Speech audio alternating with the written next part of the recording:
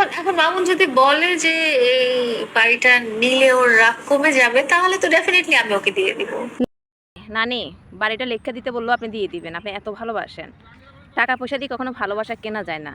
আপনি হাজারো চেষ্টা করলে ভালোবাসা তার থেকে পাবেন না। সে হয়তো সাময়িক এগুলো আত্মসাৎ করার জন্য আপনার পাশে থাকবে, কিন্তু সে আপনাকে কখনোই ভালোবেসে পাশে থাকবে না। আপনি যদি তাকে কিডনি, রু, কলিজা, গুদ্দা সব লিখেও তাকে যদি দানও করেন, তারপরে সে ভালোবাসবে না। যে ভালোবাসা মানে স্বার্থ থাকে। অলরেডি আপনি এত কিছু দেওয়ার পর আপনাকে এখানে এখানে মায়েরা ভস্কায় দেয় 2 দিন পর পর।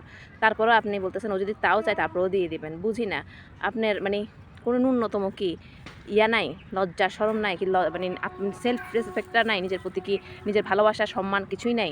আমি বুঝি না।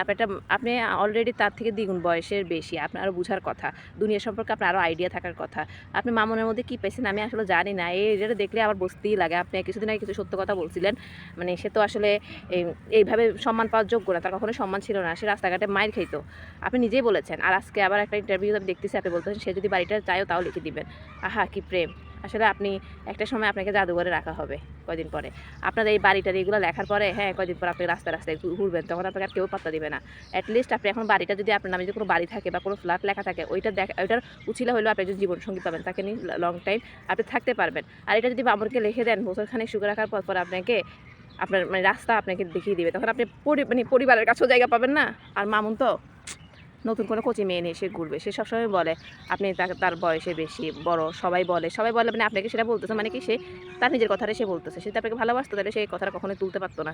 তার মধ্যে কখনোই আমি আপনার জন্য ভালোবাসা দেখি নাই, তার চোখে আপনার জন্য ভালোবাসা দেখি নাই, কিন্তু আপনার চোখে আমি তার জন্য ভালোবাসা দেখেছি। অ্যাটলিস্ট নিজের প্রতি সম্মান আনেন নানি। 2 দিন পর মায়েরা ভস্কায় দেয়, বাড়িটা লেখার পর আর ভস্কাবে না। পরে বলবে যে পরে মানে এমনভাবে নাটক সাজাবে, বলবো যে আপনি নিজে সুইচ ইয়া করেছেন, মানে নিজের জীবন নিজে দিয়ে ফেলছেন, এইভাবে করে ঘটনা সাজাই ফেলবে। আর ভস্কাবে না বাড়ি লেখার পরে। জাস্ট নিজেকে ভালোবাসেন। আপনাকে দেখে আমার মনে হচ্ছে আপনি একজন সহজ সরল মানুষ, আর আপনি একজন এডুকেটেড মানুষ। সহজ সরল কখনোই না। আপনি যে ঢাকা ভার্সিটিতে পড়েছেন শুনলাম, তো আপনি তো এডুকেটেড মানুষ।